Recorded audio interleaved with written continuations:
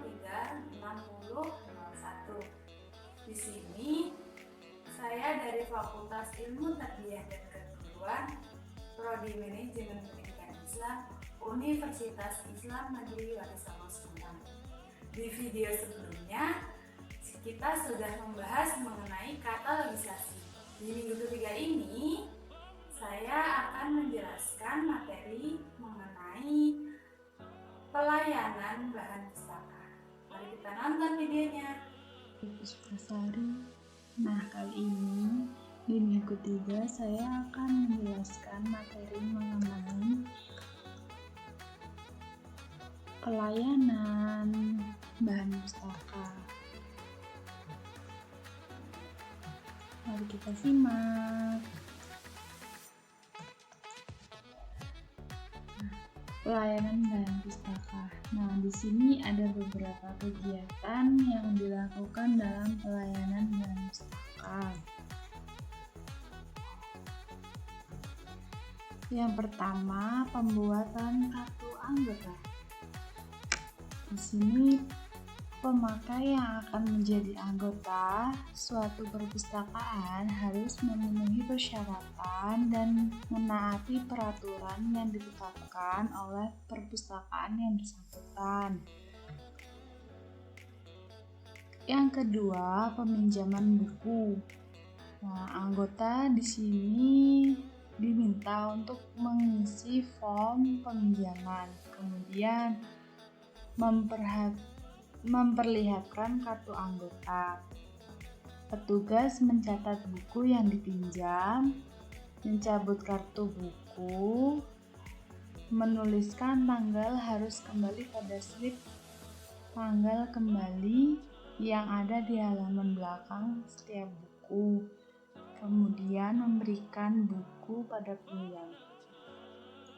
Yang ketiga ada pengembalian buku. Nah, tugas meminta buku dari peminjam, kemudian kartu buku dikembalikan pada buku yang telah dikembalikan dan pada kartu anggota yang disimpan di file perpustakaan diberi cap kembali pada kode buku yang dikembalikan. Yang keempat, penagih buku terlambat. Nah, bila buku terlambat dikembalikan, didenda sebesar ketentuan yang berlaku pada setiap perpustakaan. Penagihan buku yang terlambat, pengembaliannya menggunakan surat tagihan. Yang kelima, layanan informasi. Prasarana yang dapat digunakan oleh masyarakat untuk mencari informasi secara cepat ataupun melalui rujukan. Yang terakhir ada statistik. Statistik ini diperlukan untuk mengetahui berapa buku yang dipinjam maupun dikembalikan menurut nomor kelas pada setiap harinya. Materi yang selanjutnya ada sistem pelayanan. Nah, di sini ada dua. Yang pertama, sistem pelayanan terbuka atau open source. Yang kedua, ada sistem pelayanan tertutup atau closed access. Yang pertama, ada sistem pelayanan terbuka atau open source. Nah, dalam setiap pelayanan terbuka ini, perpustakaan memberikan kebebasan kepada pengunjungnya untuk dapat masuk dan memilih sendiri koleksi yang diinginkannya dari rak-rak. Nah, dalam materi tadi terdapat sistem pelayanan terbuka ini mempunyai beberapa kelebihan dan kelemahan sebagai berikut. Pertama, kelebihannya ada 2 kelebihan. Yang pertama, pengguna bebas memilih bukunya sendiri. Dan yang kedua, jika buku yang dikehendaki tidak ada, dapat memilih buku yang lain. Itu kelebihan dari pelayanan sistem open source. Yang kedua, ini selanjutnya ada kekurangannya. Ada 2 kekurangan. Yang pertama, susunan buku dalam rak menjadi sulit teratur atau acak-acakan seperti itu. Yang kedua, kemungkinan banyak buku yang hilang karena biasanya setelah mengambil buku di tempat atau di rak A, biasanya buku tersebut jarang dikembalikan di tempatnya gitu. Jadi sering banyak buku yang hilang.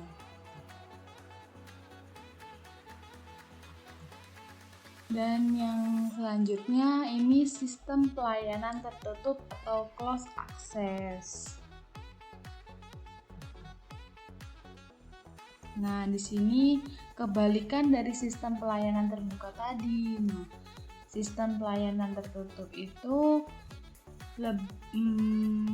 pengunjung tidak boleh masuk ke ruangan koleksi. Jadi koleksi yang dibutuhkan pengunjung ini biasanya harus diambilkan oleh petugas. Jadi lebih terbatas seperti itu.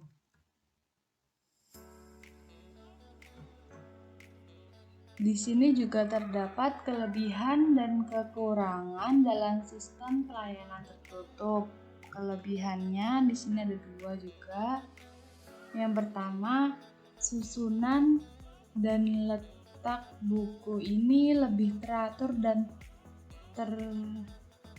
terpelihara karena biasanya hanya orang-orang tertentu atau petugas perpustakaan saja yang bisa mengambilkan buku yang ada dalam rak seperti itu. Yang kedua, tidak perlu ada petugas khusus untuk mengawasi penggunaan. Kekurangannya di sini terdapat 3.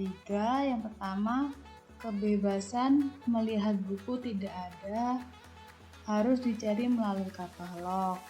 Yang kedua, petugas harus mengambilkan dan mengembalikan buku. Yang terakhir, katalog harus lengkap. Jadi semua yang kita cari itu kita lihat di daftar katalog seperti itu. Nah, ini alur kerja layanan sirkulasi. Yang pertama, ada peminjaman, kemudian membawa buku ke meja sirkulasi dan menulis bon peminjaman. Selanjutnya, terima bon peminjaman, mencetak buku dengan bon peminjaman, mengeluarkan kartu buku dan catat tanggal kembali, memasukkan kartu buku dalam file bon peminjaman pada file tanggal kembali, menyerahkan buku pada peminjam,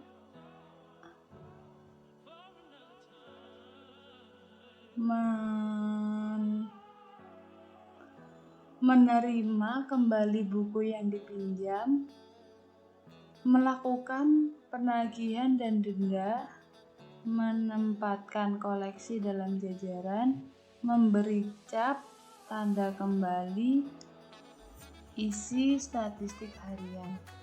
Nah, ini alur kerja layanan referensi. Yang paling atas terdapat peminjaman, penerimaan permintaan, mengetahui latar belakang pemakai, menganalisis pertanyaan, melakukan titik pendekatan, menentukan sumber-sumber yang sesuai, menyampaikan informasi yang diminta, membimbing pemakai, menilai bahan pustaka, yang terakhir laporan. Sekian yang dapat saya sampaikan di minggu ketiga ini. Semoga bermanfaat. Wassalamualaikum warahmatullahi wabarakatuh.